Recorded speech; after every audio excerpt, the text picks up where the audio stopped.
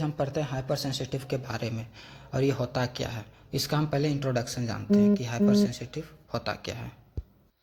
Hyper sensitive refer to excessive undesirable और inappropriate immune response to antigen तो that cause tissue damage और physiological dysfunction करता है।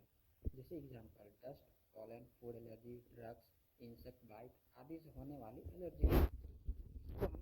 भाषा में समझते हैं कि हाइपर सेंसिटिव होता क्या। हाइपर सेंसिटिव एक अत्यधिक और इनअप्रेटिव इम्यून रिस्पॉन्स होता है जो किसी एंटीजन या फिर एलर्जिक के खिलाफ डेवलप होता है, और ये अधिक से ज़्यादा अगर डेवलप हो जाता है तो इससे हमारे टिश्यू भी डैमेज होने लगते हैं।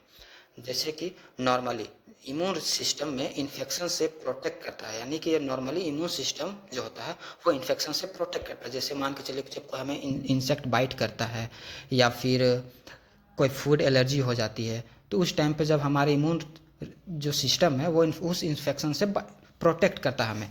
बट जब ये इम्यून रिस्पॉन्स अधिक से ज़्यादा स्ट्रॉन्ग हो जाता है या फिर गलत डायरेक्शन में जाने लगता है तब उसे हाइपर सेंसिटिव रिएक्शन कहा जाता है।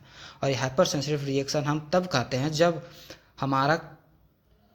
मान के चलिए एक साधारण एग्जांपल दे रहे हैं, जब कोई इंसेक्ट हमें बाइट किया और वो बाइट करता है तो हमारे इम्यून सिस्टम में एक फंक्शन होता है कि वो जब कुछ भी एंटीजन हमारे बॉडी में आती है तो वो उससे लड़ने में, प्रोटेक्ट करने में हमें मदद करती है। बट वही जब ज़्यादा वो बार बार उसके खिलाफ एक्टिव हो जाते हैं, वो एडिक्ट हो जाती है हमारा एंटीबॉडी इम्यून सिस्टम, तो वो फिर वो हमारे अगर खुद का भी अगर कुछ एंटीजन जो होते हैं जो हमें अच्छा हमारे जो अच्छे, आइए हम इसका डिफिनेशन पढ़ते हैं। डिफिनेशन यानी कि परिभाषा। Hyper sensitive is a excessive or abnormal immune response to an antigen that result in tissue injury or disease। आइए हम इसे हिंदी में समझते हैं। हाइपर सेंसिटिव वो स्थिति है जिसमें शरीर की इम्यून सिस्टम किसी एंटीजन के प्रति अत्यधिक या फिर असामान्य प्रतिक्रिया करता है जिससे शरीर के टिश्यू को नुकसान पहुंच सकता है। इसमें वही कहा गया जब हमारा इम्यून सिस्टम एंटीजन के खिलाफ अत्यधिक मात्रा में एक्टिव हो जाता है कि वो रुक नहीं पाता, जिसके कारण वो एंटीजन को तो किल करता ही करता है बट वो साथ में हमारे टिश्यू को भी डैमेज करता है, करता है जिससे हम हाइपर सेंसिटिव करते हैं। जैसे इसके कुछ बेसिक कॉन्सेप्ट भी होते हैं वो हम जानते हैं।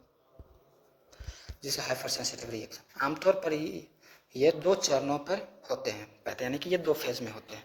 एक होता है सेंसिटाइजेशन फेज यानी कि पहला संपर्क, और दूसरा होता है इफेक्टर फेज यानी कि दूसरा संपर्क।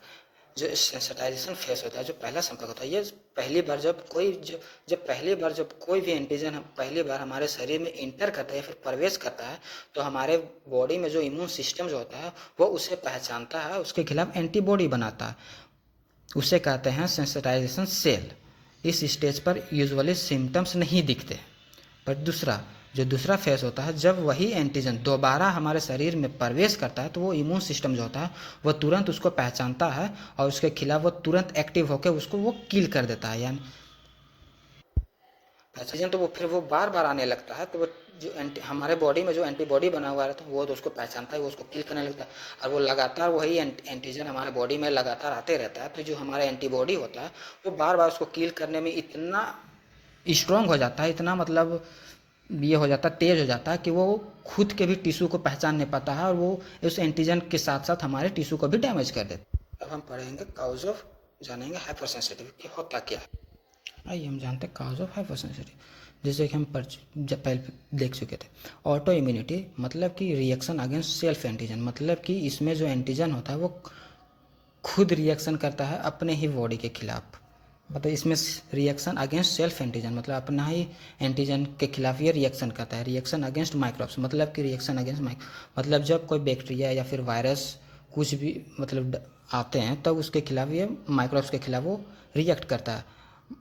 इसमें रिएक्शन अगेंस्ट नॉन माइक्रोबियल वैसे उसको बोलते हैं जो बाहर से हमारे बॉडी में इंटर करता है, यानी कि धूल, फूड एलर्जी, ये सब हमारे को बोलते हैं नॉन माइक्रोबियल यानी कि इन्वायरमेंटल एंटीजेंस जो हमारे बॉडी में इंटर करते हैं वो बाहर से। इन्वायरमेंटल एलर्जी यानी कि जैसे इन्वायरमेंटल एनर्जी हम जो यहाँ पर देख चुके थे, यानी कि डस्ट हो गए, पोलन हो गए, एनिमल हो गए, फूड एलर्जी हो गया जैसे मिल्क, एग्स, पीनट्स वगैरह हो गया, ड्रग्स जैसे हम ले रहे कोई मेडिसिन ले रहे पेनिसिलिन वगैरह कुछ भी, या फिर इन्फेक्शन, बैक्टीरिया या फिर वायरस, जेनेटिक फैक्टर यानी कि family history of allergy.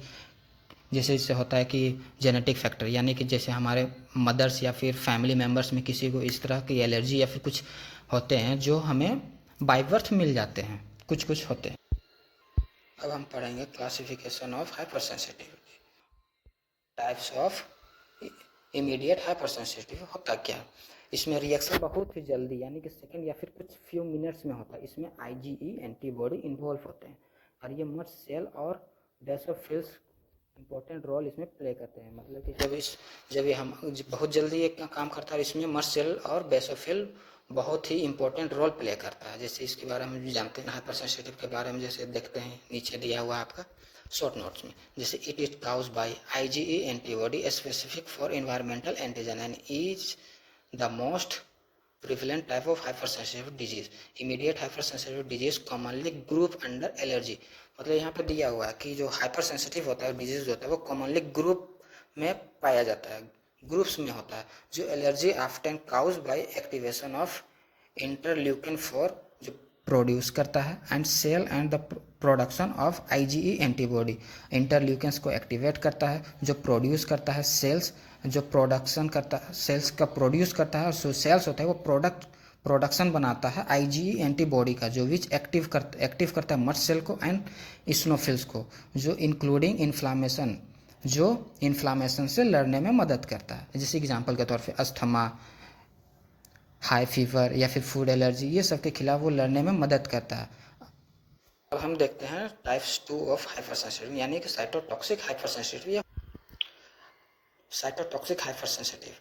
IgG and IgM antibody है स्पेसिफिक फॉर सेल सरफेस और एक्स्ट्रा सेलुलर मैट्रिक्स एंटीजन होता है एंड जो can cause tissue injury by activating the complement system, जो by recruiting inflammatory cells and by interfering with normal cellular infection. इसी को हम साधारण समझते हैं कि जो एंटीबॉडी जो IgG एंड IgM जो होता है वो सीधे सेल्स को डैमेज करता है। मतलब साइटोटॉक्सिक हाइपरसेंसिटिव ये कहना चाह रहा है कि इसमें जो एंटीबॉडी जो IgG एंड IgM जो होता है वो सीधे सेल्स को डैमेज करता है, सिस्टम को एक्टिवेट करता है। मतलब कि जो एंटीबॉडी जो होता है जो IgG और IgM जो होता है वो सीधे सेल्स को भी डैमेज करता है और ये कॉम्प्लीमेंट सिस्टम को एक्टिवेट करता है। जैसे एग्जाम्पल, और ये कब होता है, जैसे ब्लड ट्रांसफ्यूजन रिएक्शन या फिर हेमोलाइटिक एनीमिया या फिर RS इनकम्पेटिबिलिटी, यानी कि जब कोई ब्लड ट्रांसफ्यूजन करते हैं उस टाइम पे अगर किसी तरह से कुछ रिएक्शन हो जाती है, यानी कि वो गलत कुछ रिएक्शन करते हैं तो कभी कभी होता है कि वो गलत रिएक्शन करने लगता है बॉडी में, जैसे कुछ इन्फ्लामेशन आने लगता है, फीवर्स वगैरह होने लगता है। या फिर उड़ेंगे टाइप्स ऑफ 3 इम्यून कॉम्प्लेक्स। ये इम्यून हाइपरसेंसिटिव ये होता क्या, जैसे इसमें भी है कि इसमें IgG एंड IgM एंटीबॉडी जो होता है वो स्पेसिफिक होता है फॉर सोल्यूबल एंटीजन्स के लिए in the blood form complex with the antigen and the immune complex जो में deposit in blood vessels well is various tissue causing inflammation, thrombosis and tissue injury. मतलब कि हम इसे साधारण भाषा में समझते हैं हाइपर सेंसिटिव ये इम्यून कॉम्प्लेक्स हाइपर सेंसिटिव होता क्या, इसमें होता है कि इसमें एंटीजन और एंटीबॉडी मिलकर इम्यून कॉम्प्लेक्स बनाते हैं।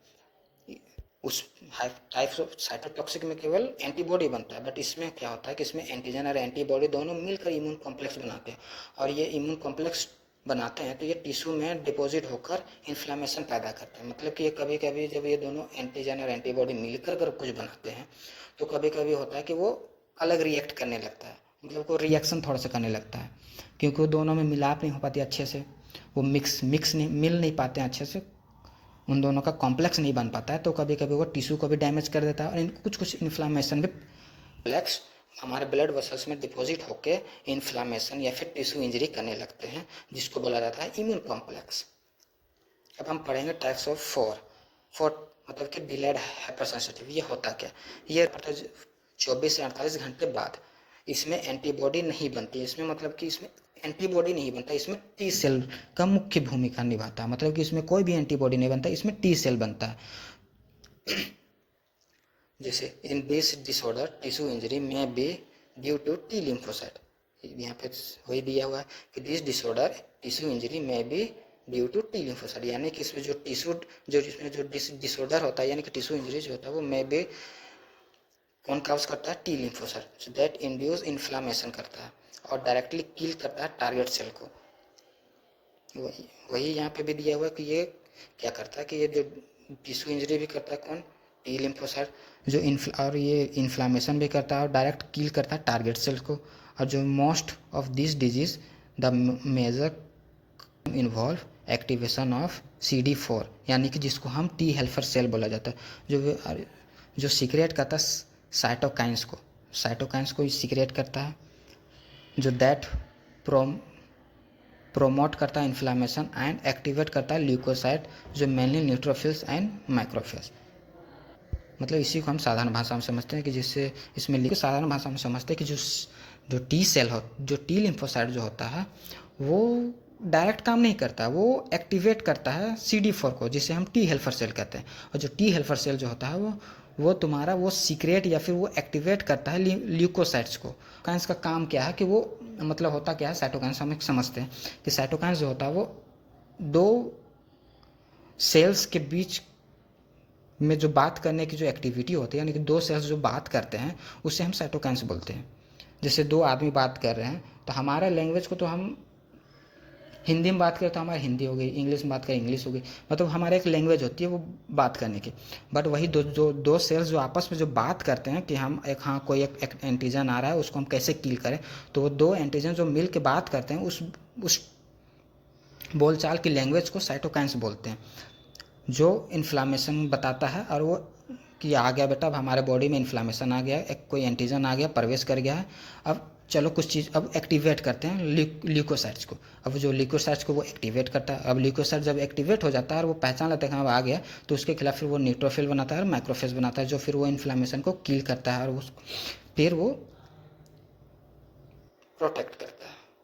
का डायरेक्ट मतलब काम कर रहा है, मतलब टी सेल का एक लंबा प्रोसेस होता है। वो टी सेल जो होता है वो टी सेल पहले एक्टिवेट करता है CD4 यानी कि टी हेल्पर सेल को, फिर टी हेल्पर सेल तुम्हारा एक्टिवेट करता है ल्यूकोसाइट्स को, फिर ल्यूकोसाइट्स फिर एक्टिवेट करता है एंटीबॉडी या फिर न्यूट्रोफिल्स या फिर माइक्रोफेजेस को, जो बैक्टीरिया या फिर इन्फ्लामेशन के खिलाफ वो लड़ता है और उसको वो किल करता है।